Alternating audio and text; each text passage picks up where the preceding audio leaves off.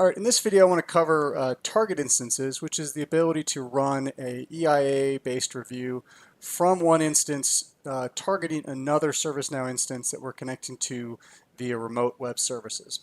So there's two ways you can define a target instance. You can either, in the native UI, there is a module for target instances which you can add directly here. We also added it into the review workspace under settings. So under settings, you can go to target instances and say add target instance. Now what's expecting here is it's expecting the kind of instance name, and it'll build the URL for you based off of that. If you need to adjust the URL, if you have special URL rules different than instance plus service-now.com, you can do that. And then you provide, in essence, the login and password. Now the thing to know with this is a lot of our rules, like our best practice analysis rules, are going after scripts, business rules, tables that are going to be protected from an access control perspective or ACL perspective to users that only have rights to read those records. So likely the person, the login used here, needs admin rights.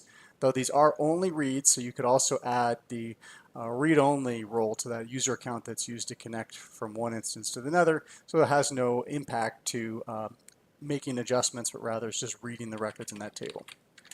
Now, if I were to put in incorrect information and I would do test connection, you'll see I get failed information as part of this.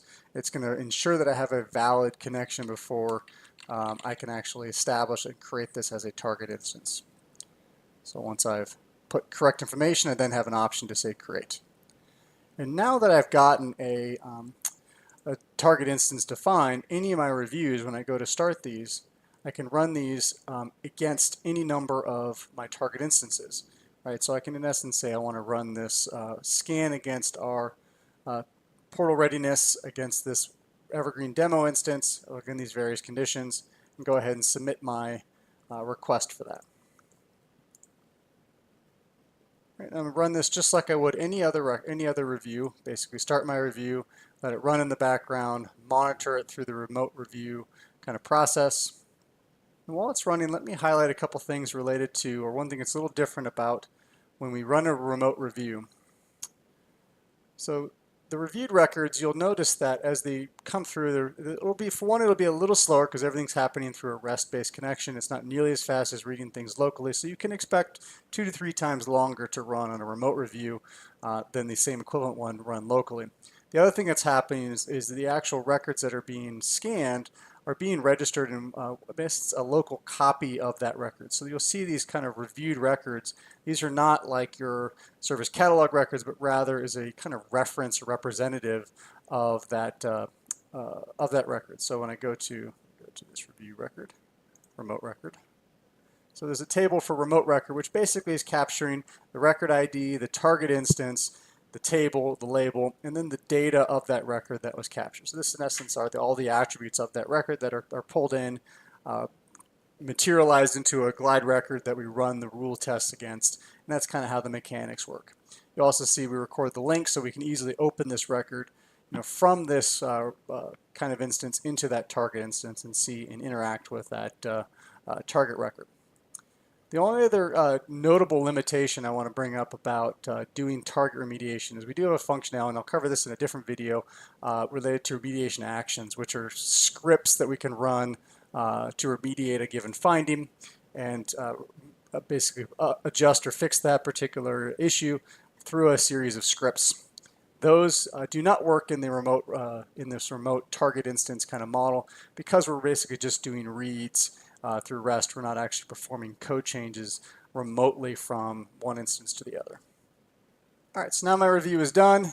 And in essence, the process is going to work very similarly to that if I were to run a review locally. I've got findings that materialize based off of the different rules and organized, broke down by the rules, by who updated those, breakdowns by their classifications, and scoring and prioritization of the individual items that should be remediated and adjusted, as well as some of the same scoring. The only real difference you're going to see is going to be some of the information that's captured is going to be unique about that target environment in terms of the URL, last build date, and last upgrade. You will see the same kind of activities. We generate a PDF report to summarize those findings that we can also distribute to shareholders or others to kind of highlight this as where we're at currently in terms of our findings and issues, and also some of the recommendations on how to resolve or remediate those particular issues.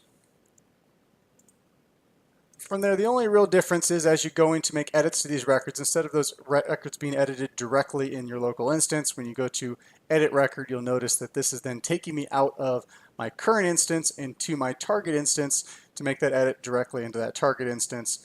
And same thing would occur if I were to say mark it as remediate. It's going to reach out through web services, retest that rule, and if it's been cleared, it's going to mark it as remediate. If it still persists, it's going to mark it as a failed validation, still expect me to do some sort of action. So that concludes kind of target instances in terms of how they work. Hope this was helpful in seeing kind of how EIA can be run from one environment to another. Thank you.